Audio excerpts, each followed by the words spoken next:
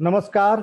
आज एक बार फिर से मैं आप सबसे मुखातिब हूं और आज हमारे साथ एक बड़ा पैनल है और इस बड़े पैनल के साथ अगले 1 घंटे हम ये बातचीत करेंगे कि क्या उनका अनुभव रहा पिछले कुछ महीनों का कोरोना काल का और किस तरह उन्होंने अपनी सेवा दी समाज को, किस तरह उन्होंने काम किया। और ये सभी वो लोग हैं जिन्हें हम कोरोना वॉरियर्स कहते हैं, यानी अपने जीवन को दांव पर लगाकर खतरा मोल लेते हुए लोगों की भलाई के लिए काम किया, समाज के लिए काम किया और कहीं ना कहीं अपने को पीछे रखा, समाज को, लोगों के हक को, उनके फायदे को आगे रखा, उनकी सेहत का ध्यान रखा। इस पैनल में मैं सबसे पहले एक एक करके बारी बारी से सभी का परिचय करा दूं। डॉक्टर मितेश दुबे जी जुड़े हुए हैं, जयपुर से CCRS में कार्यरत हैं और पिछले कई महीने जो भी ये कोरोना का काल था और अभी भी जो जैसा वक्त चल रहा है, कोरोना मरीजों का, कोविड पॉजिटिव लोगों का इलाज उन्होंने किया है, देखरेख की है और बहुत ही नेक काम और लगातार वो अपनी ड्यूटी करते रहे हैं। हमारे दूसरे मेहमान हैं डॉक्टर नलिन जैन जी, सागर से हैं और करीब 2 दशक का उनका एक अनुभव है, मेडिकल फील्ड में पैथोलॉजिस्ट हैं। एंटीबॉडी टेस्ट लगातार वो कर रहे हैं, कोविड पॉजिटिव जो लोग पाए जा रहे हैं उनकी सेवा कर रहे हैं और एक समाज के लिए एक अच्छी तरह से अपनी जिम्मेदारी को निभा रहे हैं। हमारे तीसरे जो पैनलिस्ट हैं, जो मेहमान हैं आज पैनल में, संगीता त्रिपाठी जी भोपाल से जुड़ी हैं हमारे साथ, सामाजिक कार्यकर्ता हैं और उन्होंने भी जमीन पर उतरकर लोगों के लिए काफी काम किया है। आज उनसे भी हम जानेंगे कि उनके अनुभव किस तरह के रहे और किस तरह उनकी गतिविधियां रही और किस तरह वो कामकाज कर रही हैं। हमारे साथ राजेश झा जी जुड़े हैं, दिल्ली से बैंकर हैं, एक निजी बैंक में काम करते हैं और लगातार वो भी कोरोना काल में, जब लॉकडाउन चल रहा था, लोग अपने घरों में दुबके हुए थे, एक डर दहशत का माहौल था, लेकिन राजेश जी लगातार अपनी ड्यूटी निभा रहे थे। बैंकर के तौर पर बैंक में आने वाले ग्राहकों के साथ किस तरह सामाजिक दूरी रखते हुए, शारीरिक दूरी रखते हुए उन्होंने कैसे काम किया, उनसे भी हम बात करेंगे। हमारे साथ सुमित पवार जुड़े हुए हैं, दिल्ली में केमिस्ट हैं, उनका मेडिकल स्टोर है और उनसे भी जानेंगे कि उनकी राय क्या रही और कैसा अनुभव उनका रहा, किस तरह उन्होंने अपनी मेडिकल स्टोर के जरिए लोगों की सेवा की और तमाम खतरे के बीच में उन्होंने काम किया। हमारे अगले पैनलिस्ट हैं राजेश तिवारी जी। राजेश जी रायसेन में पोस्टिंग है उनकी, TI है, मध्य प्रदेश पुलिस में हैं और एक पुलिस कर्मी के तौर पर कितनी कठिनाई आई ड्यूटी में और किस तरह उन्होंने अपने जीवन को खतरे में डालकर अपने कर्तव्य को निभाया, उनसे भी हम बात करेंगे। और इस तमाम मेहमानों के साथ हमारी को होस्ट अमेज फाउंडेशन की national executive member Deepa Tiwari ji जुड़ी हैं, जो पूरे शो में हमारे साथ शामिल रहेंगी। सबसे पहले मैं डॉक्टर मितेश आपके पास आऊंगा। क्या अनुभव रहा जी सर। आपका मरीजों को देखने का, उनको हैंडल करने का, किस तरह की दुश्वारियां आई आपके सामने? जी सर। नमस्कार सभी को। जब से लॉकडाउन चालू हुआ है, हम लोग तभी से अपनी सेवाएं दे रहे हैं। एक भी दिन ऐसा नहीं हुआ कि हम लोग हॉस्पिटल ओपीडी नहीं गए हों। मेरी ड्यूटी ओपीडी में थी, मैं आउट पेशेंट्स में डील करता था। हम लोगों ने ये काफी देखा है कि मतलब नॉर्मल ओपीडी, जो जनरल ओपीडी जो चलती है, वो गवर्नमेंट ने बंद कर रखी थी। बट मतलब सिर्फ कोविड के जो सिम्टम्स थे, उनके लिए अगर आपको कुछ एक भी सिम्टम प्रेजेंट है तो आप आगे हॉस्पिटल में चेक करवा सकते। बट बहुत सारे लोग उसको इजी वे में ले रहे थे। जो नॉर्मल चीजें थी उनके लिए भी वो लोग हॉस्पिटल आ रहे थे। हमारे बार बार समझाने के बाद भी लोग समझ नहीं रहे थे। उनसे काफी दिक्कतें हुई और मतलब हम लोग इतना समझाते थे बट लोग नहीं समझ रहे थे। उसका ये बोल सकते हैं कि इतना जो हुआ है वो भी उस कारण से अपन मान सकते हैं, क्योंकि लोगों को उस टाइम पर इतना उसका वो नहीं था कि कोरोना वायरस इतना खतरनाक हो सकता है। और ओपीडी देखते टाइम हम लोगों ने बहुत प्रिकॉशन रखा, क्योंकि मैं भी मतलब घर पे मेरी 1.5 साल की बच्ची है, तो उसके लिए भी मुझे प्रिकॉशन रखना बहुत ज़्यादा ज़रूरी था। मैं अपना पूरा सोशल डिस्टेंसिंग का रूल फॉलो करके ही पेशेंट को ट्रीट करता था। जो भी अगर उसका कुछ भी इशू है, अगर थोड़ा सा भी वो उसको लग रहा है कि वो पॉजिटिव हो सकता है, तो हम लोग तुरंत उसको सैंपलिंग के लिए रेफर करते थे। बट अभी ये देखा गया है कि लोगों में ऐसा है कि कुछ भी सिम्टम है तो लोग छुपा लेते हैं। तो ये कोई मतलब इससे क्लियर नहीं है कि आपको एक भी अगर ऐसा कुछ मिलता जुलता सिम्टम है तो आपको कोविड ही है, आप कोविड पॉजिटिव ही हैं। तो लोग काफी इससे डर रहे हैं और डर के कारण ये चीज बढ़ रही है। तो मैं आपके ये लाइव शो से लोगों को यही कहना चाहता हूँ कि इससे डरे नहीं। अगर आपको एक भी सिम्टम है आप जाके चेक करवाएं। अगर पॉजिटिव है तो उसका भी ट्रीटमेंट पॉसिबल है और नेगेटिव है तो फिर कोई बात ही नहीं है, क्योंकि अभी वायरल भी इतना चल रहा है, उसके भी सेम सिम्टम है, फीवर भी आ रहा है, लोगों को कोल्ड एंड कफ भी हो रहा है। बट लोग अब कोरिलेट नहीं कर पा रहे हैं कि ये कोविड के चलते हो रहा है या नॉर्मल फ्लू की वजह से हो रहा है।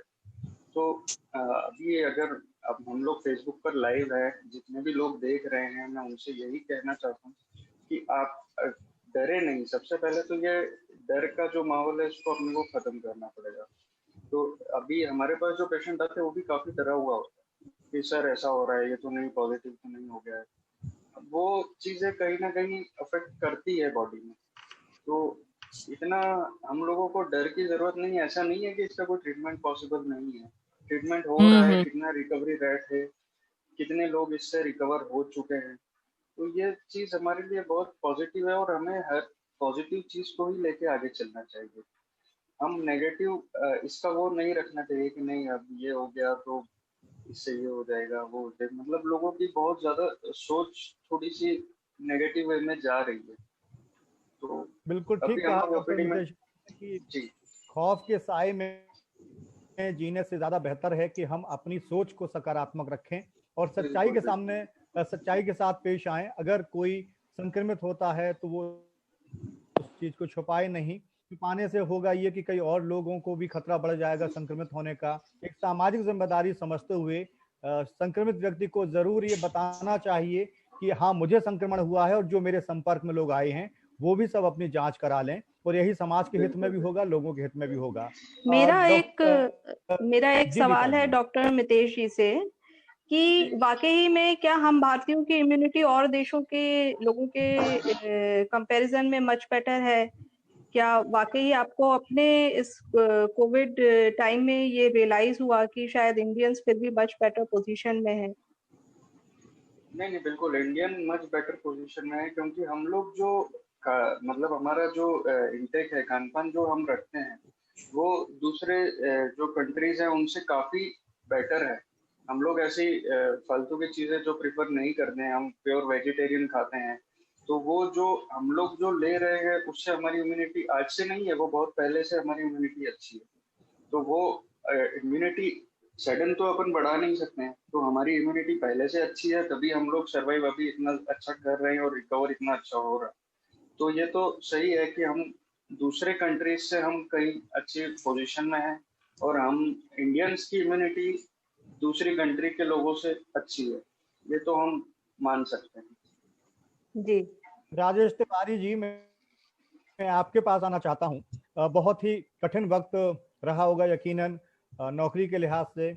और क्या वो अनुभव थे आपके लॉकडाउन के दौरान जब खतरा उठाते हुए आप नौकरी कर रहे थे और ऐसे में जब लोग लॉकडाउन तोड़ भी रहे थे तो उनको कैसे मैनेज करना और किस तरह कठिनाइयों का सामना करना पड़ा आपको? क्या अनुभव रहे आपके?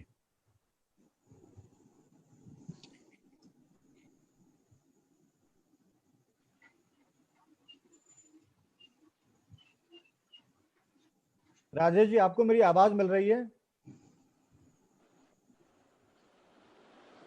राजेश जी, अगर आपका माइक म्यूट हो तो आप प्लीज उसको अनम्यूट कर लें।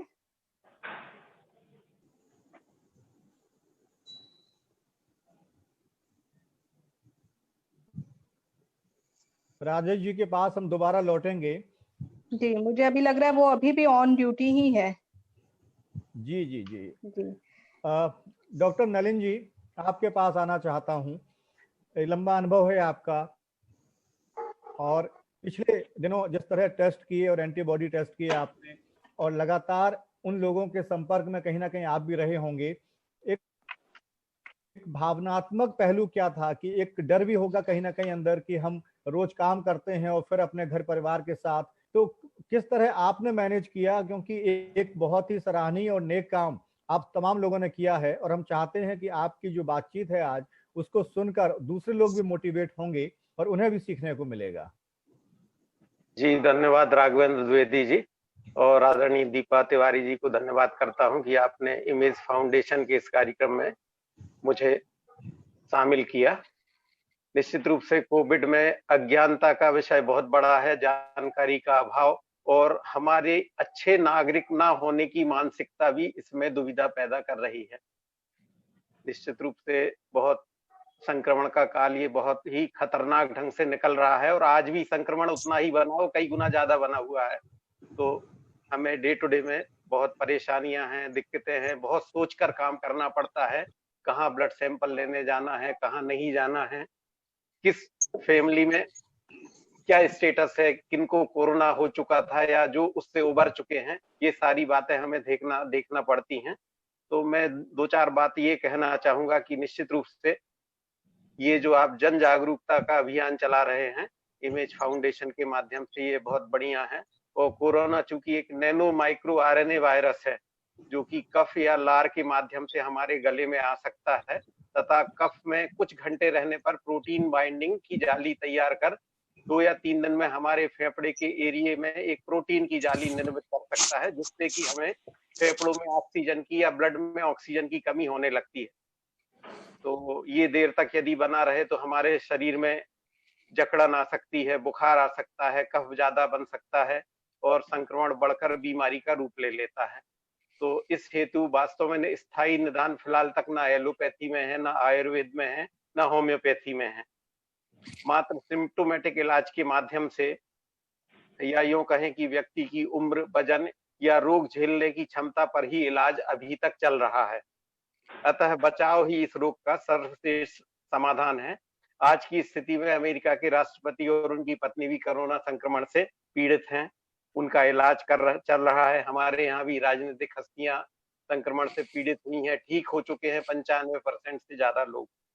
लेकिन एहतियात सबको ही बरतना है, लगातार बरतना है, जो नितांत आवश्यक है जब तक कि वैक्सीन हमारे बीच नहीं आ जाती।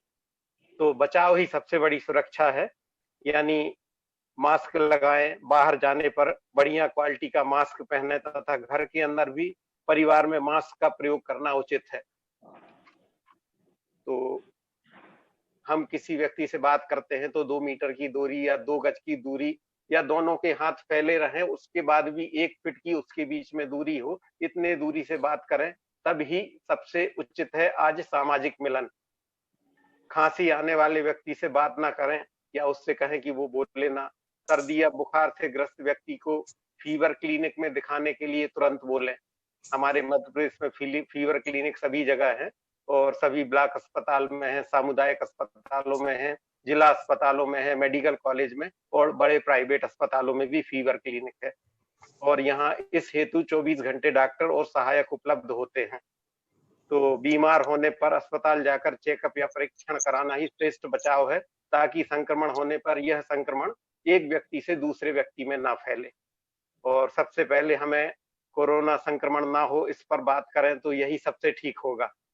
सुबह सूर्योदय के समय मास्क लगाकर 1-2 किलोमीटर घूमें, अपनी पेरीफेरी में घूमें, अपने घर की छत पर टहलें, मुंह धोकर अच्छी तरह कुल्ला करें, सुबह पानी के 10-20 गरारे करें, उंगली डालकर पूरा कफ निकालें गले से, तो जो रात का फंसा हुआ कफ है वह आसानी से बाहर हो जाएगा। अतः गरारे अवश्य करें, नाक पानी से अच्छी तरह साफ करें, 2 गिलास गुनगुना पानी सुबह से पिए, और 10 मिनट मनन चिंतन करने के बाद में हम अपनी उम्र के और आयु के अनुसार हार्ड या सॉफ्ट या योगासन वाली एक्सरसाइज करें, जो हमारे शरीर को गर्मी देगा और साथ में हमें स्फूर्ति मिलेगी। और यही इम्यूनिटी बढ़ाने का सर्वश्रेष्ठ तरीका है हमारे जीवन में। तो हमें जो शरीर में रक्त बढ़ाने से वायु संबंधी बीमारियां हैं वो शीघ्रता से कम होंगी, ठीक होंगी। गुनगुना दूध या चाय पिए सुबह से हम। यह सब प्रातः का उपक्रम आपको कोरोना संक्रमण से बचाने में सक्षम है। और गर्म और ताजा खाना खाएं, रबेदार खाना खाएं, स्थानीय सब्जी भाजी की का खाना में उपयोग करें, यही श्रेष्ठ बचाव है। हमें आइसक्रीम, ठंडे तरल पेय शाम में नींबू संतरा केला आदि का भोजन बिल्कुल नहीं करना चाहिए। नूडल्स खाने या ब्रेड खाने से भी बचे तो सर ऐसे आ रहा है, ऐसे आ रहा है, तो अब मैं बोलूंगी। अब अनम्यूट है अभी, है अनम्यूट है पर नलिन जी, आपने अच्छी किसी बात की आवाज, किसी की आ रही है ना? बैकग्राउंड आवाज। जी, आपकी आवाज आ रही है जी। तो मैं एक दो बात और 1 मिनट और बोलना चाहूंगा जी। कि मैं नलिन जैन, अपने घर में मेरे पिताजी की आयु 90 वर्ष है, माताजी की आयु 86 वर्ष है और मेरी बेटी 20 वर्ष की है। तो मैं इन सदस्यों के साथ में रहता हूँ, साथ में पैथोलॉजी का व्यवसाय करता हूँ। तो आप समझ सकते हैं कितना कठिन है ये काम करना, घर को मेंटेन करना, और प्राय सैंपल लेने लोगों के घरों में जाना पड़ता है, हमें लड़कों को भेजना पड़ता है। और तो हिस्ट्री सारी मालूम होना चाहिए कि कहाँ कोरोना का संक्रमण था, कहाँ नहीं है, आज की स्टेटस उनकी क्या है। तो हमें बार बार अपने कपड़े बदलने पड़ते हैं, सैनिटाइजर का यूज करना पड़ता है, अपने आप को साफ रखना पड़ता है, इंफ्रारेड थर्मामीटर साथ में, ऑक्सीमीटर हमेशा साथ लेकर चलना पड़ता है कि सामने वाले के व्यक्ति को देख रहे तो उसकी स्टेटस क्या है, उसके बाद ही हम उसका सैंपल ले सकते हैं। और निश्चित रूप से अभी जो एंटीबॉडी में टेस्ट कर रहा हूँ, देख रहा हूँ एक परिवार में 30-32 लोग हैं, 14, 15, 17 लोगों को एंटीबॉडी डेवलप हो चुकी है और उनके घर में लोगों को मालूम ही नहीं है कि उनको कब कोरोना होके वो ठीक हो चुके हैं। पता चलता है कि उनके बाजू वाले के यहाँ कोरोना हुआ था और इस घर में एंटीबॉडी डेवलप होने लगे हैं। तो ये बड़ा कॉमन हो गया है। और निश्चित रूप से जो भय शुरू में था अगस्त यानी मार्च के महीने में, उससे करीब 100 गुना ज्यादा भय का वातावरण आज है। लेकिन ये है कि क्योंकि लोग उसको समझ नहीं रहे हैं आज भी और अज्ञानता से ले रहे हैं। तो मैं तो यही कहना चाहूंगा कि मास्क लगाएं, हाथ सैनिटाइज करें, साबुन से हाथ 30 सेकंड तक धोएं, बाजार जाने पर सामानों को ना छुएं, हाथ पीछे बांध कर रखें, कहीं भी खड़े होकर बातें ना करें, बहुत जरूरी होने पर ही अनजान या पहचान वाले व्यक्ति से मिले, क्योंकि हमें नहीं मालूम कि वो अभी पिछले किस व्यक्ति से मिला हुआ है।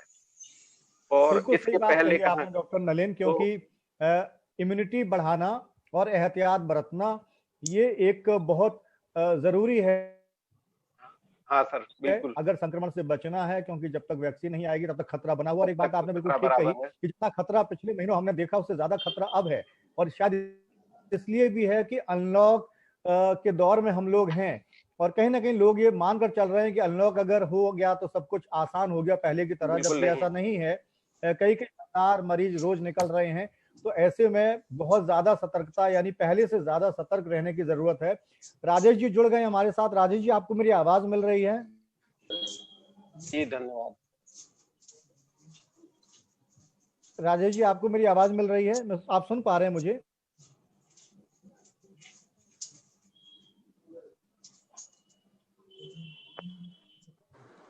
राजेश जी के ऑडियो में शायद कुछ प्रॉब्लम है। संगीता जी, प्रधानमंत्री जी ने जब लॉकडाउन की अपील की थी पहली बार, और उन्होंने अपने संबोधन में ये अपील साथ साथ की थी कि जो गैर सरकारी संगठन है, जो सामाजिक संगठन है, वो भी अपनी जिम्मेदारी निभाएं और वो आए। तो ऐसे में मैं जानना चाहता हूं कि बहुत सारे सामाजिक संगठन, सामाजिक कार्यकर्ता जमीन पर उतरे, आपने काम किया कोरोना मरीजों के बीच में रहते हुए, खतरे के बीच में मौजूद रहते हुए। आपका क्या अनुभव रहा और किस तरह की गतिविधियां रही आपकी? जी नमस्कार सर। पहले तो आपको, दीपा जी को बहुत बहुत धन्यवाद, आप लोगों ने हमें इससे जोड़ा, इस क्लब से। मैं वैसे तो कई सोशल वर्क एक्टिविटीज से जुड़ी हुई हूँ, लेकिन अभी जो ये कोरोना काल जैसे ही शुरू हुआ और प्रधानमंत्री जी की घोषणा हुई जबकि ये, तब किसी को ये नहीं पता था कि ये इतना लंबा जाएगा और ऐसे होगा। डर तो सभी को था, हम लोग को भी था, हम लोग भी डरे हुए थे, लेकिन हम लोग कहीं बाहर नहीं निकल सकते थे। तो पहले तो मैंने अपने आसपास ही लोगों को देखा परेशान। फिर जैसे न्यूज आती थी उनमें भी ये पता चलता था कि लोग अपना पलायन कर रहे हैं, यहाँ से वहां जा रहे हैं, लोगों को पानी नहीं मिल रहा, खाना नहीं मिल रहा, लेकिन हम लोग बाहर जाके काम नहीं कर सकते थे। फिर हम लोगों ने, जैसे मेरे हस्बैंड बाहर जाते थे तो मैंने उनकी गाड़ी में पानी की बोतल है, कुछ बिस्किट्स, खाने के नमकीन वगैरह के पैकेट डाल दिए, जहाँ कोई जो मिलता था वो उन्हें दे देते थे। दूसरा, फिर मेरी कॉलोनी में हम लोगों ने मिलके, मेरे कॉलोनी के भी बहुत लोगों ने इस काम में साथ दिया। उसमें क्या किया था हम लोगों ने कि हर घर से मतलब कोई जबरदस्ती नहीं थी, पर फिर भी बहुत लोग आए सामने और सब लोग घर में खाना बनाते थे, तो कम से कम 2 लोगों का खाना हर घर से पैक होके हमारे जो क्लब हाउस का ऑफिस था वहां इकट्ठा हो जाता था, और वहां से कुछ नगर निगम वाले आते थे, वो लेके जाते थे। तो जो भी नीडी लोग हैं, गरीब बस्तियों में लोगों को वो देते थे, पुलिस स्टेशनों में रख देते थे जहाँ पे लोगों को वहां से मिल सके, जो इन्हें नहीं मिल रहा है वो उन्हें बांट सके। पहले तो हमने आसपास से ये शुरू किया। फिर हमारी घर की मेड्स लोग थी, तो उनको भी वो भी डरी हुई थी कि हमें काम पे नहीं कोई बुला रहा है, तो खाना मतलब हम लोग का कैसा खर्चा चलेगा क्या। तो हम लोग ने उनको भी सबको कह दिया था कि तुम लोग चिंता नहीं करो, तुम लोगों को तनख्वाह तुम्हारी पूरी मिलेगी, पर तुम लोग अपने घर में प्रिकॉशन रखो और घर पे ही रहो। उसमें भी सब लोगों ने साथ दिया। फिर मैं लायंस क्लब से भी जुड़ी हुई, तो हमारे लायंस क्लब के थ्रू भी काफी वो किए गए, ये रॉ मटेरियल भी बांटा गया लोगों को। जगह जगह के कुछ गुरुद्वारे में हम लोगों ने रॉ मटेरियल दिया, जिससे वहां पे खाना बन के लोगों को बंटता था। फिर मैंने भी जैसे कुछ लोग थोड़ा थोड़ा सा बांटते थे, कोई मैंने देखा कोई 2 किलो आटा दे रहा है, कोई 1 किलो दाल, ऐसे करके। तो मुझे लगा इसमें देने से कोई मतलब नहीं है, इससे कम लोगों को दिया जाए पर कम से कम उनका 1 आध महीने का राशन तो उन्हें दिया जाए। तो ऐसे करके हमने करीब 10 किलो आटा, 10 किलो चावल, दाल, 5 किलो खाना मतलब और मसाले, तेल, साबुन रोज मतलब उनको साबुनों की भी जरूरत रहती है, तो वो सबका एक एक पैकेट बनवाया और एक एक महीने का राशन का इकट्ठा करके करीब 20-25 लोगों को ऐसे करके सबने दिया। उसमें मेरे साथ और भी लोग फिर जुड़े, वो दिया। फिर हम लोगों की जैसे मेरी मल्टी में कोरोना पॉजिटिव हो गया, हमारी कॉलोनी में भी कई लोग कोरोना पॉजिटिव हुए। तो सबसे बड़ी प्रॉब्लम क्या आती थी, जैसे पूरे घर के घर हैं, कोरोना पॉजिटिव हो गए, कोई हस्बैंड वाइफ है, ओल्ड है, कोरोना पॉजिटिव हो गए, अब वो काम भी नहीं कर सकते, मेन तो खाने की प्रॉब्लम आती थी। तो हम लोग ने ये डिसाइड किया कि हम लोग उनको ऐसे बांट लिए थे कि आज का खाना सुबह का तुमने दिया, तो डिनर किसी ने दिया, किसी ने ब्रेकफास्ट दिया, ऐसे करके जहां जिसको जैसी जरूरत पड़ी हम लोगों ने इस तरह से उनको हेल्प करी। क्योंकि हम घर बिल्कुल नहीं जा बहुत सकते थे, कहीं बाहर नहीं निकल सकते थे, हमारी भी फैमिली है, बच्चे हैं सबको। तो हम लोगों ने कहा कि कोरोना से डरने की जरूरत नहीं, अगर उनको हुआ तो ऐसा नहीं कि हमें भी हो जाएगा, लेकिन अभी उनको हमारी जरूरत है। हम जिस तरह से हम लोगों को हेल्प बनी हम लोगों ने किया, चाहे वो डॉक्टर के लिए हो, चाहे किसी भी तरह की हेल्प हो। बहुत संगीता जरूरी जी बात बहुत आपने कही। सराहनीय, बहुत ही प्रशंसनीय काम है ये, और बहुत ही बहादुरी से तो आप लोगों अभी ने भी ये सब। हमने सबको मतलब जो भी हमारे जान पहचान के हैं, एक ग्रुप भी बनाया है जिसमें वो डाल के रखा है कि जिसके घर में अगर कोरोना पॉजिटिव है और उन्हें खाने की जरूरत है तो हमसे संपर्क करें और हम उनको वहां तक खाना पहुंचाते हैं, जो भी हम सादा खाना है ये सब करके। तो मेरा लोगों से यही कहना है कि देखिए अब ये तो चल ही रहा है और चलेगा जब तक वैक्सीन नहीं आता है, हमें इसका सामना करना ही है। तो हमें इससे डरने की जरूरत नहीं है, अब हमको इसके हिसाब से अपने आप को ढालना है। तो उसके लिए यही है कि प्रिकॉशंस रखें, सैनिटाइज करें अपने आप को, मास्क जरूर लगाएं। बहुत से मैं तो कई बार लोगों को टोक भी देती हूँ कि भैया जो भी मास्क नहीं लगाए वो मास्क लगा के ही रहें। मेरे बच्चे भी बहुत इस बात में अलर्ट है कि कोई घर पे भी आएगा तो उसको भी बोल देते हैं कि बिना मास्क लगाए काम नहीं करना, आना नहीं। तो इस तरह से, और नहीं, ये अपनी बहुत अच्छी इम्यूनिटी बात आपने बढ़ाने के कही लिए। संगीता जी जी, कि मास्क जरूर पहने, और अगर कोई नहीं पहनता है तो उसको टोकना भी जरूरी है। उसको भी टोकना और बहुत ही जरूरी है। सराहनीय जी प्रयास किया आपने। जी और ये बहुत जरूरी बात आपने और कही कि खतरा था लेकिन दूसरों को मेरी जरूरत थी। और एक और जो इशारा आपने किया कि डर रहता था अपने परिवार के लिए, अपने बच्चों के लिए, तो जाहिर है ये भावनात्मक पहलू ऐसा है कि आप सभी कोरोना वॉरियर्स के साथ रहा होगा जब आप काम पर होते हैं, और कोरोना के खतरे के बीच से जब आप घर जाते हैं तो कहीं ना कहीं एहसास होता होगा कि हमारी फैमिली हमसे संक्रमित ना हो जाए या कहीं यहाँ तक कोरोना ना पहुंच जाए। और उन भावनाओं को काबू में रखना, एक दूरी बनाकर रखना परिवार से, निश्चित तौर पर ये एक बहुत बड़ा त्याग है जो आप सभी ने किया है। उसके लिए तो आप सबका इस्तकबाल और बहुत बहुत आभार।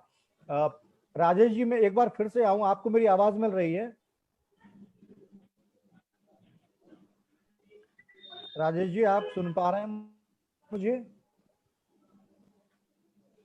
राजेश जी सुन नहीं पा रहे हैं। खैर, मैं जब दोबारा जुड़ने की कोशिश करूंगा राजेश झा जी, मैं आपके पास अब रुक करूंगा। बैंक में हैं आप और बैंक भी लगातार खुलते रहे लॉकडाउन में।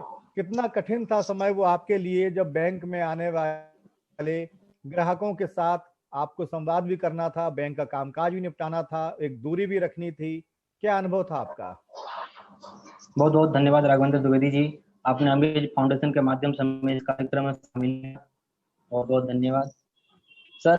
जैसे ही कोरोना कार्ड स्टार्ट हुआ मार्च महीने के लास्ट वीक से, बैंक ने भी गाइडलाइन जारी कर दी थी कि मतलब कस्टमर जो आएंगे उनकी तो नीड है, बैंक तो नीड है तो आने की जरूरत पड़ेगी ही। तो हम लोगों ने कतारबद्ध तरीके से लोगों को बैंक के अंदर आने का जो है सो रास्ता को उपाय किया। और इसके बाद हम लोग लगातार ग्राहक जैसे ही एंट्री करते थे उनके हाथों को सैनिटाइज करना, मास्क प्रॉपर लगा के रखें, सारे स्टाफ जो है सो हमेशा मास्क लगा के रहें और मास्क का उपयोग हमेशा करें, सैनिटाइजर का उपयोग करते रहें। और सारे कस्टमर का जो मेन नीड जो है, बस 4 तरह का जो काम है मेनली हो रहा था, जैसे कि कैश विड्रॉल हो गया, जमा हो गई, NEFT RTGS, ये सब सारी कामें हो रही थी। बाकी जो इम्प्रॉपर काम था जैसे कि अकाउंट ट्रांसफर, वो सब कामें अभी नहीं हो रही थी उस टाइम में, ताकि जो नीड हो बस वही लोग प्रॉपर बैंक में आए। लेकिन जो लोग आते होंगे और एक दूरी बनाकर, जाहिर है कि काम करने की जरूरत थी और आप लोगों ने किया, लेकिन ऑफिस ड्यूटी के बाद जब आप घर जाते होंगे, वो भी एक बहुत बड़ा प्रिकॉशन दिमाग में रहता होगा कि हमें किस तरह परिवार के साथ दूरी बनाकर रखनी है, क्योंकि रोज आपको ऑफिस जाना है घर से और फिर वापस घर जाना है। जी सर, बिल्कुल आपने सही कहा, बहुत ही बड़ी चैलेंज थी ये कि ताकि घर के लोगों के साथ हम लोग, तो वहाँ जो ग्राहक आते थे वहाँ पता तो चलता नहीं था कि कोई मतलब उनके पास कोई लक्षण कस्टमर का है या नहीं है, सारी एंट्री थे। तो हम लोगों को बहुत ही बड़ी सावधानी बरतनी थी कि हमेशा जो है ग्लव्स वगैरह लगा करके, मास्क यूज करके, और घर में आते ही हम लोग घर पे जैसे ही आते थे तो पहले गेट को भी सैनिटाइज करते थे, तो हम अपने हाथों से छूते थे। मतलब सारा पूरा माहौल जो था मतलब हम लोगों के लिए बहुत कठिनाई का था, फिर भी हम लोग को सेवा देना था और बहुत अच्छे से मतलब हो रहा है, अभी भी तो चल ही रहा है सर। नहीं, बिल्कुल ठीक कहा आपने कि जितना खतरा था उससे ज्यादा खतरा अब है। लेकिन वही बात जो हमारे पहले वक्ताओं ने कही कि इम्यूनिटी बॉडी की बहुत जरूरी है, उसको बढ़ा के रखना है, अपने खान पान को ध्यान में रखना है और दूरी बहुत जरूरी है। सोशल डिस्टेंसिंग या उसको फिजिकल डिस्टेंसिंग भी कहा जाए, एक निश्चित दूरी 2 लोगों में बनी रहे, वो बहुत जरूरी है। मास्क पहनना बहुत जरूरी है। और अभी भी जो लोग लापरवाही करते हुए दिखते हैं उनको टोकना चाहिए, रोकना चाहिए और ऐसे लोगों को समझाना भी चाहिए कि उनकी वजह से और तमाम लोग खतरे में पड़ जाएंगे। वो उनको कोई भी ऐसा कदम नहीं उठाना चाहिए जिससे लोगों को खतरा बढ़े।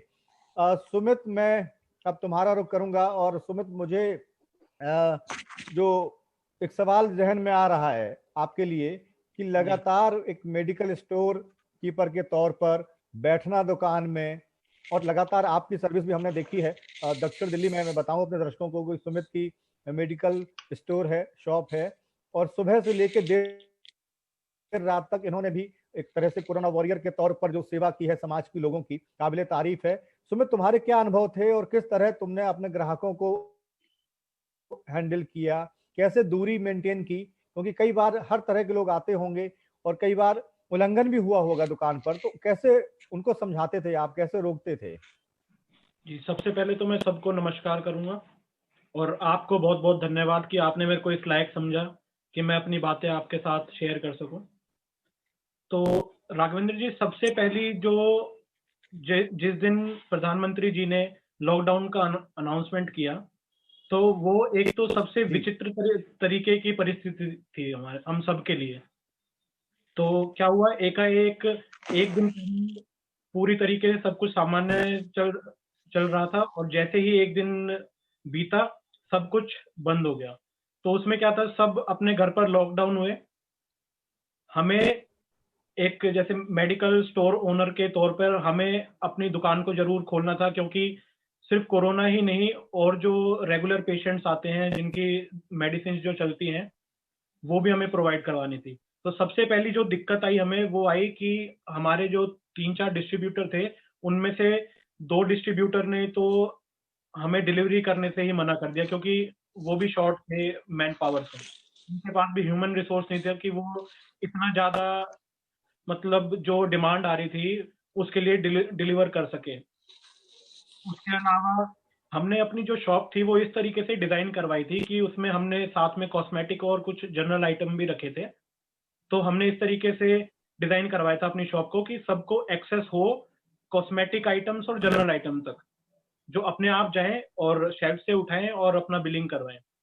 तो क्या हुआ कि हमें सबसे पहला काम तो ये करना पड़ा कि अपना जो दरवाजा था उस पे एक बैरिकेडिंग के तौर पर एक हमने रस्सी लगाई, और उसके अलावा एमसीडी से कुछ कर्मचारी आए थे जिन्होंने, मेरी जो दुकान है वो 2 साइड ओपन है, तो दोनों तरफ कुछ निश्चित दूरी पर गोल धारे बना दिए थे, सर्कल्स, कि आप जो भी मेडिसिन या कोई भी सामान लेने आएगा तो उसको एक निश्चित दूरी मेंटेन करके रखनी है।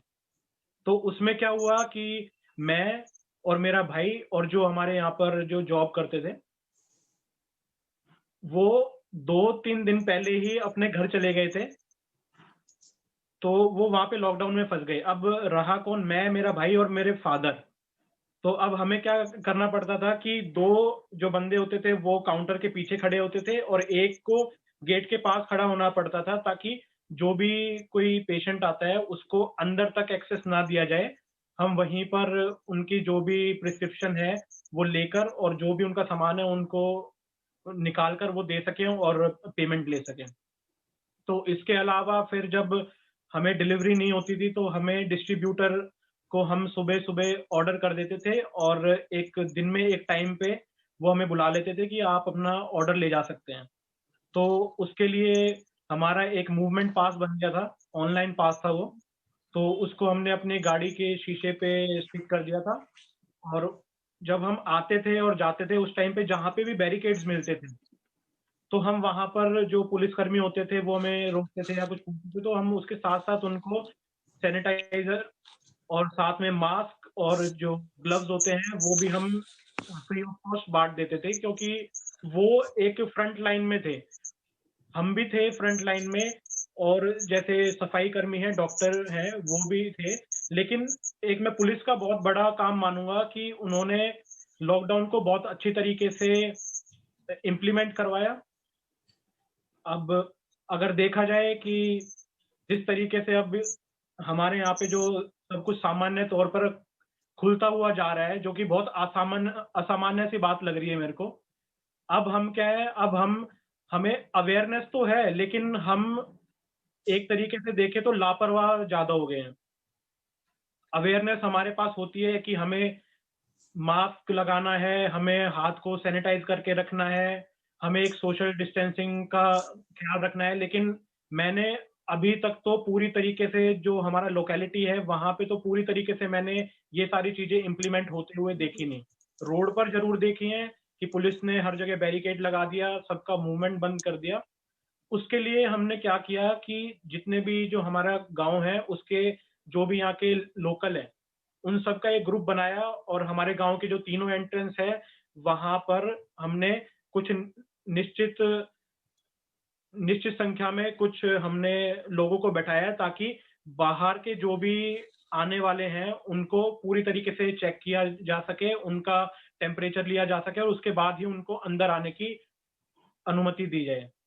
तो उसमें भी हमने अपने मेडिकल स्टोर से फ्री ऑफ कॉस्ट हमने सैनिटाइजर्स बांटे थे और मास्क भी बांटे थे, और जो भी जैसे ये स्पिरिट होता है, स्पिरिट को भी एज अ सैनिटाइजर यूज किया गया था उसमें, तो वो भी हमने फ्री ऑफ कॉस्ट बांटे थे। तो अगर एक तरीके से देखूं तो ये हम सब के लिए बहुत विचित्र तरीके की परिस्थिति थी, और मैं सोचता हूं कि अगर हम थोड़ा बहुत इफ एंड बट लगा लें तो हमने, अगर एक पूरे नेशन के तौर पर देखें तो हमने बहुत अच्छा काम किया है, सरकार ने भी बहुत अच्छा काम किया है। लेकिन सरकार भी तभी अच्छा काम कर सकती है जब सिस्टम अच्छा काम करेगा, नीचे तक जहाँ पे इम्प्लीमेंटेशन होता है वो इम्प्लीमेंट करेंगे। और हमारे जैसे आपके जैसे जो लोकल हैं, जो सिटीजन्स हैं, उन्होंने भी बहुत अपना योगदान दिया है कि उन्होंने भी इस लॉकडाउन को अच्छी से implement करने में एजेंसीज का साथ दिया। तो बस यही मेरे कुछ, जो एक तरीके से देखा जाए कि जो मैंने देखा, जो मैंने जिसके थ्रू मैं निकला हूँ इन 5 से 6 महीनों में लॉकडाउन के में, तो यही मेरे कुछ आप कह सकते हैं आपके सुमित, एक बात राघवेंद्र जी, जानना चाहूंगा। राघवेंद्र जी, मेरे पास राजेश जी का मैसेज आया है। उनको बीच में तो आवाज आ रही थी, अब आवाज आना उनकी फिर बंद हो रही है। हम उनसे शायद दोबारा जुड़ने की कोशिश करें। दोबारा जोड़ने की कोशिश करेंगे। लेकिन सुमित, आपने एक बात कही कि ग्राहकों को किस तरह दूरी के साथ हैंडल करना, दवाइयों की सप्लाई ना रुके उसकी कैसे व्यवस्था करना, और तमाम जो प्रिकॉशंस के बारे में आपने बात की। एक बात मैं पूछना चाहूंगा कि जो लोग आते थे आपकी दुकान पर, क्या उनसे आपने डिजिटल पेमेंट पर जोर दिया? हाँ जी, डिजिटल क्या पेमेंट आपने कैश पेमेंट ज्यादा लिया? क्योंकि कहीं ना कहीं नोटों के जरिए भी संक्रमण की बात आई थी, एक नोट कई हाथों से गुजरता है, और अभी भी चूंकि खतरा बना हुआ है, तो क्या व्यवस्था है पेमेंट की कि लोग नोट एक्सचेंज कम करें, डिजिटल पेमेंट ज्यादा करें? जी जी, इस पर एक सवाल मेरा राजेश झा जी से भी है कि हमारी गवर्नमेंट की जो डिजिटल इंडिया की पॉलिसी है वो इस दौरान आपको लॉकडाउन के दौरान कितनी कारगर लगी? मुझे लगता है अधिकतर लोगों ने इस योजना पे अमल किया होगा और ये बहुत अच्छी पॉलिसी है जो आज के टाइम पे उसकी सफलता नजर आ रही होगी।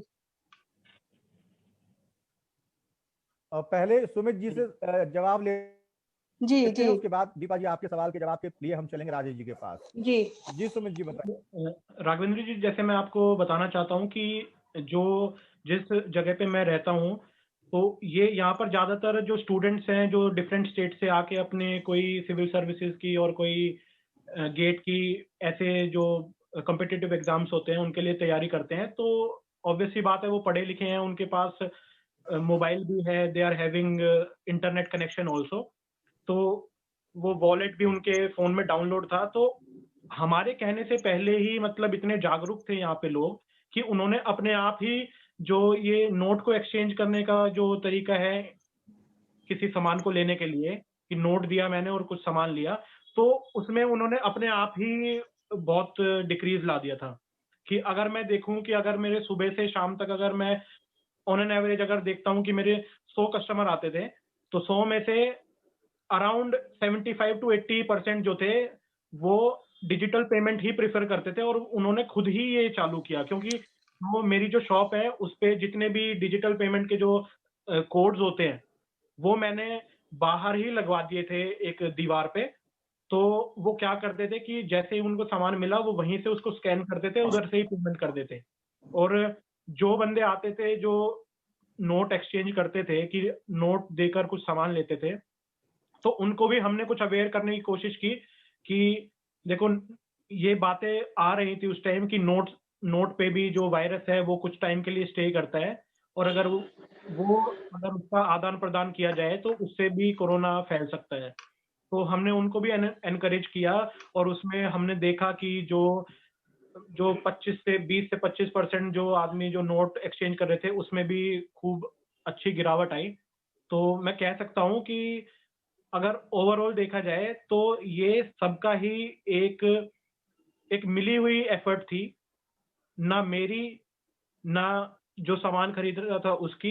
ये एक जो पहले से अवेयरनेस फैलाई गई थी इस गवर्नमेंट के द्वारा कि हमें डिजिटल पेमेंट का यूज करना चाहिए, उसका एक बहुत अच्छा जो फायदा था वो हमें कोरोना के टाइम में देखने को मिला। बिल्कुल सही बात कही आपने। दीपा जी, जी अब हम राघवेंद्र आपके जी, सवाल के लिए राजेश जी का रुख करते हैं। जी राजेश जी जी बताइए, जो दीपा जी जानना चाह रही हैं कि जी दीपा जी, आपने जो सही कहा, इस टाइम में डिजिटल प्लेटफॉर्म का बहुत ही ज़्यादा उपयोग हुआ, और जो हमारे पास डाटा आ रहा है उसमें डिजिटल प्लेटफॉर्म का लगभग 80 से 90% का उपयोग हुआ था इस कोरोना काल में, और अभी भी हो रहा है। हमारे जो भी कस्टमर जो थे, शॉपकीपर वगैरह, वो सारे लोग, जो सुमित सर ने कहा कि उन लोगों ने QR कोड का डिमांड किया, और हम लोगों ने बहुत ही बखूबी से उसको जल्द से जल्द उनको उपलब्ध करवाया।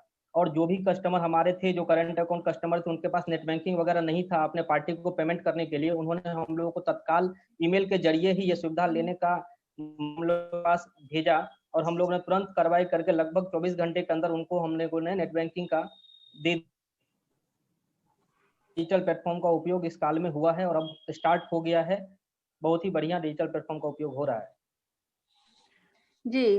मैं अगला सवाल डॉक्टर मितेश हैं अगर हमारे साथ, शायद डॉक्टर मितेश से मैं अगला सवाल पूछना चाह रही थी। आपको सुनाई दे रहा है डॉक्टर मितेश?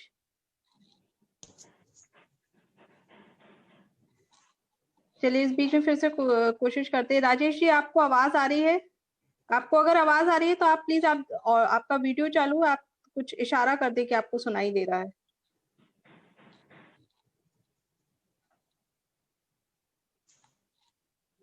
राजेश तिवारी जी, आपको आवाज मिल पा रही है दीपा जी की?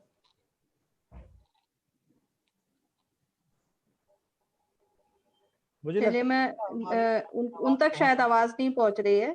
मैं डॉक्टर नलिन जैन से पूछती हूँ सवाल, शायद वो भी इस बारे में बता पाएंगे।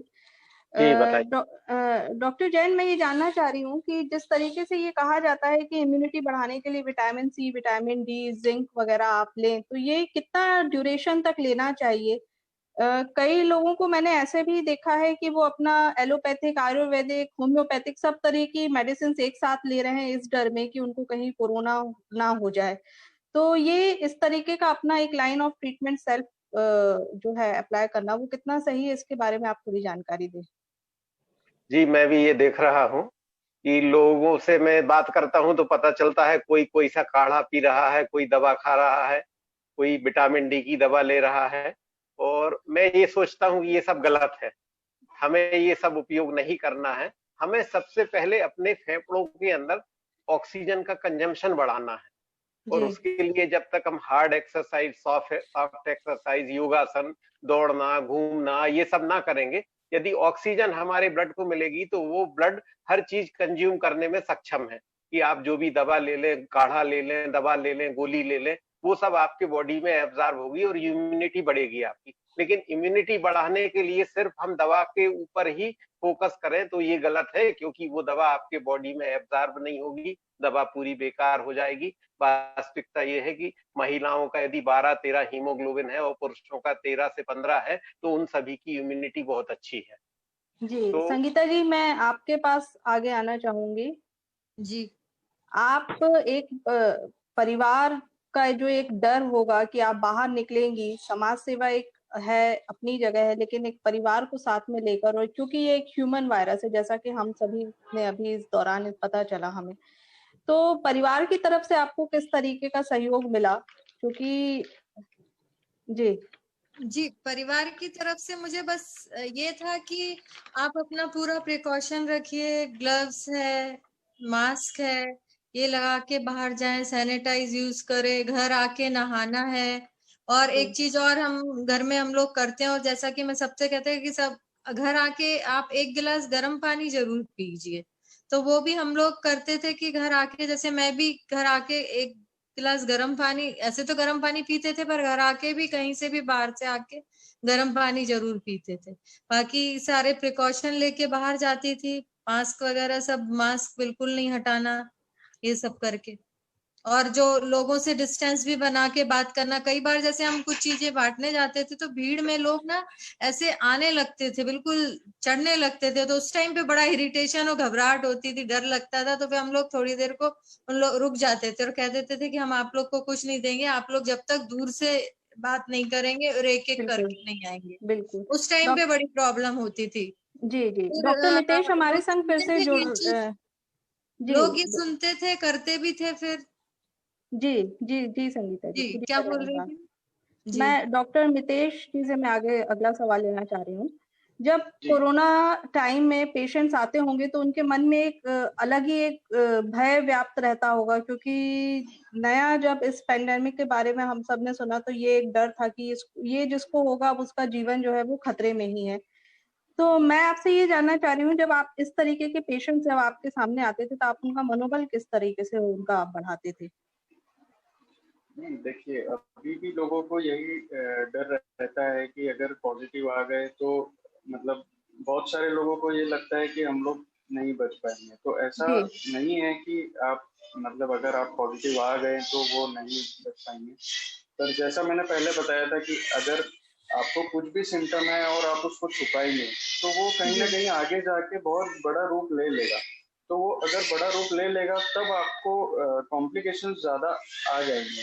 तो जब आपको इनिशियल लेवल पर कोई प्रॉब्लम है और आप उसको अगर आप फाइंड आउट करके और क्योर करने की कोशिश करें तो वो इजी हो जाता है हम लोगों के लिए भी और आपके लिए भी। ज्यादा उसमें वो नहीं रहता है कि आपको बहुत ज्यादा तकलीफ हो। डॉक्टर के पास भी रहता है कि हम जल्दी उसको ठीक कर पाए। और अगर हम जैसे 8 दिन 10 दिन निकाल देते, नहीं हमें कुछ नहीं है, पर वो 5-7 दिन बाद जब वो जैसा बताया फेफड़ों में जो वो करता है, प्रॉब्लम क्रिएट करता है, तो वो कहीं बड़े लेवल पर चला जाता है। तो इसलिए मतलब हम लोग तो लोगों को यही समझाते थे कि आपको कुछ भी सिम्टम है आप टेस्ट करवाएं पहले, नहीं है पॉजिटिव तो बहुत अच्छी बात है, हम जो भी आपको दिक्कत है उसका ट्रीटमेंट करेंगे, और अगर पॉजिटिव है तो उसमें घबराने की जरूरत नहीं है। हम मतलब पहले हमारी काउंसलिंग यही होती थी कि अगर आप पॉजिटिव हैं तो आप पैनिक ना करें, क्योंकि वो आप जो रिएक्ट करते हैं उससे कहीं ना कहीं और बॉडी में दिक्कतें होती है। तो काफी मतलब परेशान लोग रहे हैं और हमें भी बहुत मुश्किल हुई है लोगों को समझाने में, पर फिर भी हमने कैसे लोगों को कन्विंस किया है। अब बाकी तो अभी थोड़ा चल रहा है कि लोग थोड़ा अवेयर हुए हैं, बट अब जो लॉकडाउन खुल गया है तो फिर अब लोगों का इतना वो हो गया है, पॉसिबल नहीं हो पा रहा है लोगों के लिए जी जी वो जी उस चीज को मेंटेन कर पाए। फिर भी हाँ, हमारी एक कोशिश यही एक रहती है। एक बात जरूर है कि हर किसी को अपना ध्यान स्वयं ही रखना पड़ेगा, जी क्योंकि आपके साथ साथ कहीं ना कहीं परिवार को भी, ये परिवार के सदस्यों को भी, बच्चों को, बुजुर्गों को, आपके साथ रहने वालों को भी नहीं, खतरा वो रहता तो है। हमें तो पूरा ध्यान रखना पड़ता है। हम लोग जी हॉस्पिटल से आके पूरा, मैं पहले तो वॉशरूम में ही जाता हूँ, फिर उसके बाद घर में एंटर करता हूँ, क्योंकि मैं एंटर करता हूँ और मेरी जो बच्ची है वो सीधे मेरे पास भाग कर आती है। बिल्कुल तो बिल्कुल। वो बहुत ज्यादा ध्यान रखना पड़ता है, और वो हम लोग जब से ड्यूटी कर रहे हैं तब से हम लोग इस चीज का खास ध्यान रख रहे हैं कि जी हमारे कारण कई लोगों को कोई इशू ना हो। जी जी जी। आप सभी कोरोना वायरस के संग तो एक यही एक सबसे बड़ा डर है कि आप तो अपनी सेवा दे रहे हैं, लेकिन परिवार के साथ जो जुड़ा हुआ है उसको जरूर एक खतरे का डर रहता है कि हमारे घर में किसी परिवार के सदस्यों को ना हो जाए ये बीमारी। राजेश जी, जी आपको आवाज आ रही है क्या? लगातार कोशिश हो रही है पर उनसे शायद कांटेक्ट नहीं हो पा रहा है, कुछ नेटवर्क का प्रॉब्लम है। जी जी सुमित जी बताएं। जी जी, इसमें एक इंसिडेंस हुआ था मेरे साथ अभी। जी तो क्या हुआ कि शाम का वक्त था, तो हमारे गांव के ही एक बुजुर्ग हैं, जी तो वो शॉप पे आए दवाई लेने के लिए। तो वैसे ही जैसे रोज चलता था, जो भी रूटीन था वही, मैं बाहर खड़ा हुआ था कि प्रिस्क्रिप्शन वगैरह हम ले लेंगे और सामान दे देंगे। तो वो सामान लेके गए हैं, उन्होंने मेरे से बात भी की है, थोड़ा सा दूर खड़े की थी, लेकिन बात की उन्होंने, उनको सामान दिया, उन्होंने मेरे को कैश में पैसे दिए, वो काट के मैंने पैसे भी उनको वापस किए। अगले दिन दोपहर के टाइम में हमें पता चलता है कि उनकी रिपोर्ट आई है कोरोना पॉजिटिव। तो उस टाइम पे एक माइंड में ऐसा लगने लगा था कि क्या पता हम भी इन्फेक्टेड हो गए हो, और फिर हमने और ज्यादा थोड़े प्रिकॉशंस लेने शुरू किए अपने घर जाते हुए, क्योंकि घर में मम्मी भी थी, वाइफ भी, और उसके बाद दादी भी थी। दादी की उम्र है अराउंड 70 के आसपास। जी तो और उनको थोड़ा दिक्कत भी रहता है। तो उसको लेके मैं अपना एक ये इंसिडेंट आपके साथ शेयर करना चाहता। तो जैसे अभी डॉक्टर साहब ने बोला था कि ये घर से जाते थे बाहर, और जब वापस आते थे तो इनके बच्चे इनके पास आते थे। तो उस टाइम पे बहुत दिमाग में ये बातें आती थी कहीं ये भी इन्फेक्ट ना हो जाए। तो मेरे साथ ये हुआ था। जी जी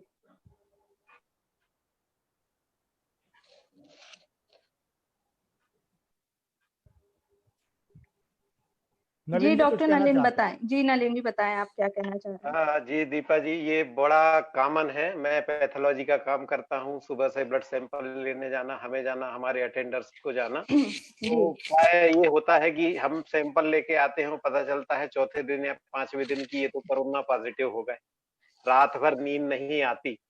बिल्कुल बिल्कुल ही ऐसा मंजर होता है एक दिन के लिए, तो रात भर, फिर अगले दिन सुबह से कुछ यानी हील अप होने पे फिर लगता है कि नहीं यार अपने लिए नहीं होगा। तो फेस शील्ड लगा के रखो, मास्क लगा के रखो, सैनिटाइजर यूज करो, ग्लोव्स पहन के रखो, उसके बाद भी खतरा तो निश्चित रूप से बहुत ज्यादा है। देखिए, कोरोना वॉरियर का जो एक उपाधि आप लोगों को दी है, आप इस डर के बीच में भी आप लोग निरंतर देश की सेवा के लिए लगे हुए हैं, मानवता को बचाने के लिए लगे हैं। निश्चित आप सभी का काम बहुत ही सराहनीय है, बहुत ही प्रशंसनीय। हम जितना भी आपका शुक्रिया अदा करें कम है। जी, तो ये सारे खतरे हैं, इसके साथ ही हमें काम करना है और इनसे अपने आप को हर आधे मिनट में सोचकर और खुद के बारे में सोचकर बचाव करना है, क्योंकि हमें अपने घर में भी रहना है, हमें अपने प्रतिष्ठान पे भी रहना है, लोगों के बीच में भी रहना है।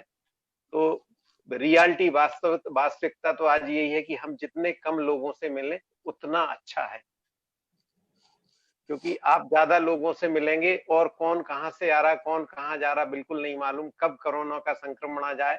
किसी दिन पता चला आपने शाम को नींबू डाल लिया सब्जी में ज्यादा शाम में, और सुबह आपको सर्दी हो गई और आप कहीं ऐसी जगह चले गए जहां आपको संक्रमण पकड़ लिया और तीसरे दिन आपको दूसरे दिन फीवर आने लगा। ये सब होना बड़ा कॉमन है। तो इन सब बातों को ध्यान रखना तो बहुत जरूरी है कि हमारी दिनचर्या कैसा हो, हमारी फूड हैबिट कैसी हो, हमारा वे ऑफ लिविंग कैसा हो, लोगों से मिलना कैसा हो, लोगों से कितनी बात करनी है, सर्दी खांसी वाले लोगों को प्रेरित करना कि वो फीवर क्लिनिक जरूर जाएं दिखाने, ये सारी बातें करना जरूरी है।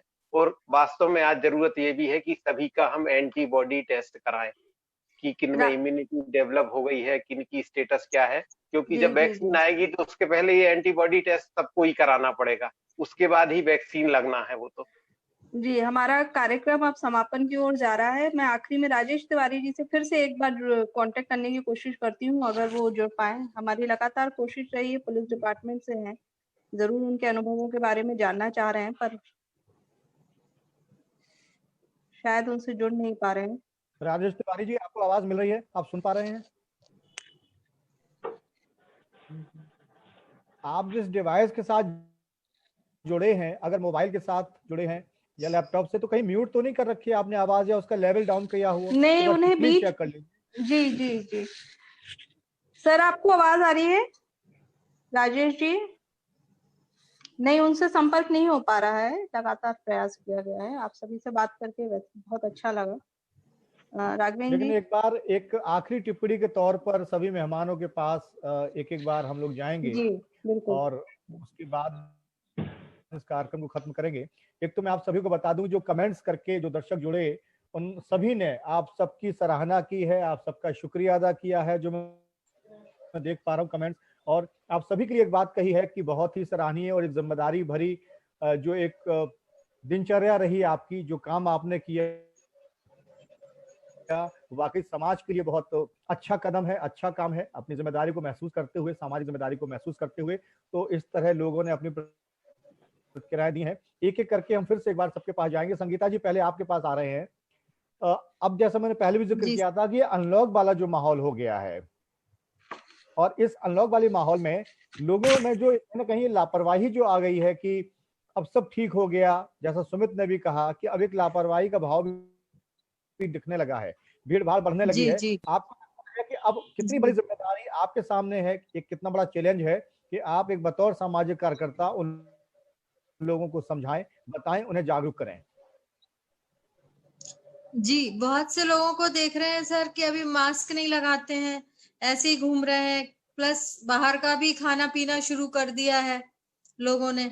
तो लोगों को जैसे मास्क के लिए तो मैं अक्सर टोक देती हूँ, जो भी लोग मुझे मिलते हैं और मास्क नहीं लगाए होते हैं तो मैं उनको कह देती हूँ कि प्लीज आप कम से कम अपने साथ दूसरे लोगों का भी ध्यान रखिए और मास्क तो लगा के रहिए। ये तो आप इतना तो कर ही सकते हैं अभी। तो ये मास्क से कहते हैं जैसा कि 90% तक आप सेफ हैं मास्क लगाने से। तो मास्क सबसे पहले, दूसरा सैनिटाइज करें, और अपना घर में जो भी, मतलब मैं कह रही हूँ जो घर में फीमेल है वो अपने परिवार का खुद ध्यान रखें, उनके खाने पीने का, उनका टाइम टेबल का। और लोगों को जो कह रहे हैं ना एक्सरसाइज, योगा, ये वाकई बहुत जरूरी है अपनी ऑक्सीजन लेवल को बढ़ाने के लिए। तो ये सबको करीब करीब अपने लिए सुबह आधा घंटे का टाइम तो देना ही चाहिए। जी बिल्कुल देना चाहिए। राजेश झा जी, आपके पास आना चाहते हैं कि आखिरी टिप्पणी के तौर पे आप उन तमाम लोगों को क्या कहना चाहते हैं, क्या सलाह देना चाहते हैं जो बैंक में जाते हैं अपने काम के लिए और कहीं ना कहीं वो ध्यान नहीं रखते हैं कि हमारी दूरी कितनी है, शारीरिक दूरी, या हम कैसे काउंटर पे जाएं, एक डिस्टेंस रख के बात करें, तो आप क्या कहना चाह रहे हैं लोगों के लिए? सर अभी थोड़े लोग जो है कैजुअल हो गए हैं अनलॉक में, और वो सोशल डिस्टेंसिंग प्रॉपर मेंटेन नहीं कर रहे हैं। हम लोग भी मतलब कोशिश तो कर रहे हैं, बट कस्टमर अब थोड़ा कैजुअल हो गए हैं। बस मैं यही चाहता हूँ कि ये लोग कैजुअल ना हो, बहुत ही मतलब इसको जो है सो पूरा इनको इम्पोर्टेंस देना चाहिए और सोशल डिस्टेंसिंग मेंटेन करना चाहिए।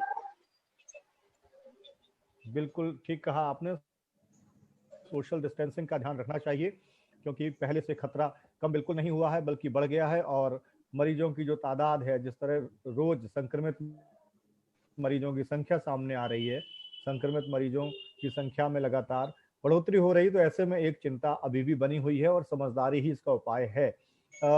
डॉक्टर मितेश, आप क्या सलाह मशवरा देना चाहेंगे लोगों को कि अब मौजूदा दौर में क्या उन्हें करना चाहिए और किस बातों का ध्यान रखना चाहिए? देखिए, मैं ये कहना चाहूँगा कि पहले तो सेल्फ प्रिकॉशन सबसे ज़्यादा ज़रूरी है। मास्क पहने, सैनिटाइज करें, थोड़ा सोशल डिस्टेंसिंग पूरा मेंटेन करें, प्रॉपर हाइजीन रखें और बिना डॉक्टर के प्रिस्क्राइब किए कोई भी मेडिसिन या कुछ भी लेने की कोई ज़रूरत नहीं है, क्योंकि वो आपके बॉडी के लिए ज़रूरी है या नहीं है वो आपको डॉक्टर ही चेक करके बता सकता है। आप अपनी मर्जी से कुछ भी दवाई ना लें, क्योंकि वो कहीं ना कहीं जाके बॉडी में कुछ भी गलत इफेक्ट कर सकती है। तो अगर आपको कुछ भी ऐसा सिम्टम लगता है तो आप तुरंत पास के किसी भी डॉक्टर से मिलें और उसका जो भी पॉसिबल ट्रीटमेंट है वो लें। जरूरी नहीं कि आपको फीवर है तो आप कोविड पॉजिटिव ही हैं, तो अगर फीवर है तो फ्लू भी हो सकता है। अभी मौसम ऐसा चल रहा है कि वायरल फीवर भी बहुत लोगों को देखा जा रहा है, तो इसलिए आप खुद से कोई ट्रीटमेंट ना लें क्योंकि ये आपको तकलीफ में डाल सकता है। तो मैं सबसे यही बोलना चाहता हूँ कि आप अपना पर्सनल हाइजीन मेंटेन रखें और अगर कुछ इशू आपको है तो आप तुरंत डॉक्टर के पास जाएं। शुक्रिया डॉक्टर मितेश, और एक बार फिर सुमित और डॉक्टर नलिन के पास भी चलेंगे।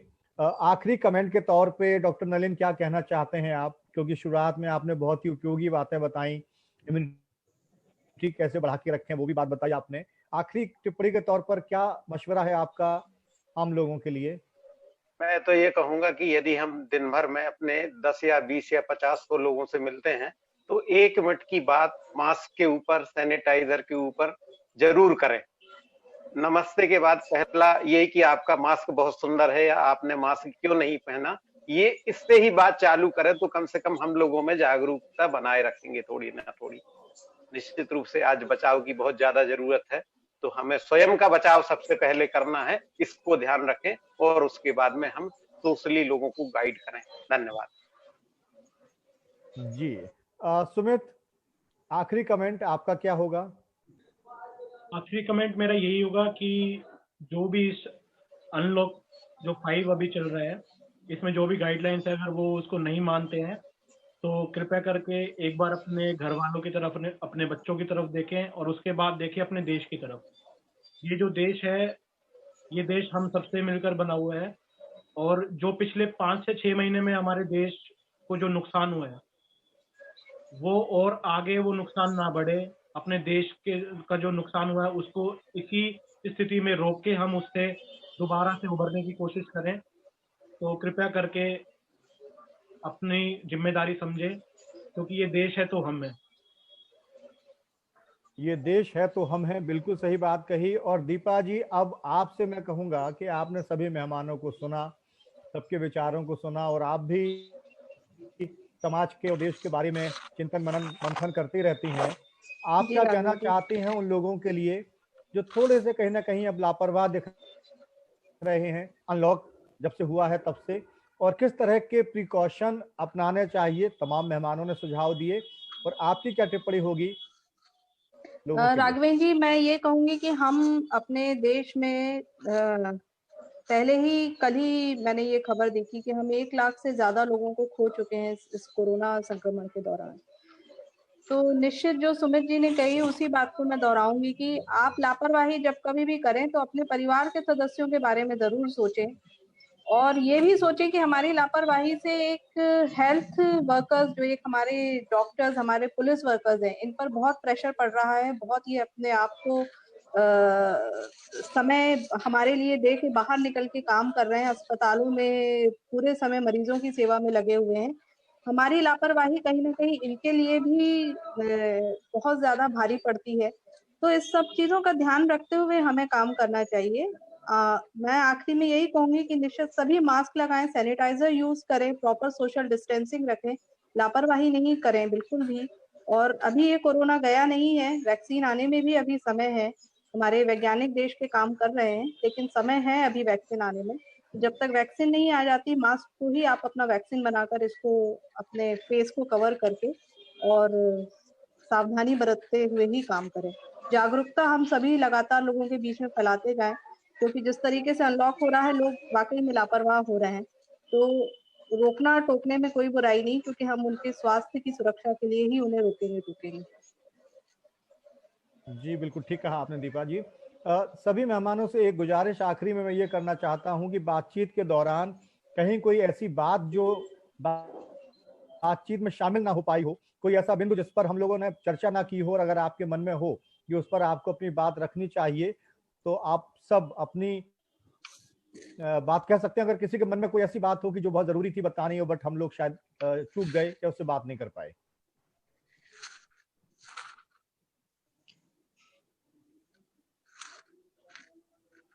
और अगर ऐसा नहीं है तो क्या आप मेरे ख्याल से कार्यक्रम खत्म करने का वक्त है। बहुत अच्छी चर्चा आप लोगों के साथ, अच्छी बातचीत, सभी का बहुत बहुत शुक्रिया। आप सब हैं तो बाकी सब सुरक्षित हैं, और ये उन सब लोगों को भी समझना चाहिए जो अपने जीवन को दांव पर लगाकर कोरोना योद्धा के तौर पर, कोरोना वॉरियर के तौर पर लोगों के बीच हैं, लोगों के काम आ रहे हैं, लोगों का काम कर रहे हैं, सामाजिक जिम्मेदारी निभा रहे हैं। तो ऐसे में दूसरे लोगों की जिम्मेदारी भी बढ़ जाती है कहीं ना कहीं, कि वो आप सबसे मोटिवेट हों, अपनी जिम्मेदारी को समझें, लापरवाही ना बरतें। और यकीनन ये कठिन समय है, ये समझदारी से ही और पार किया जा सकता है। इससे डरने की बजाय इससे लड़ा जाए, समझदारी से जूझा जाए, और तमाम एहतियात बरते जाएं जो तमाम मेहमानों की बातचीत में सामने आए हैं। किस तरह मास्क लगाना है, बार बार हाथों को धोते रहना है, सैनिटाइजर का इस्तेमाल करते रहना है, और सबसे ज्यादा जरूरी बात, एक दूसरे से बातचीत करते हुए एक निश्चित शारीरिक दूरी को बनाए रखना है। बहुत बहुत शुक्रिया डॉक्टर नलिन आपका, डॉक्टर मितेश आपका भी आभार, आपने समय निकाला, आप हमारे साथ जुड़े। संगीता जी आपका भी बहुत शुक्रिया, राजेश झा जी आपका धन्यवाद, और सुमित आपका भी बहुत बहुत शुक्रिया, आप भी हमारे कार्यक्रम से जुड़े।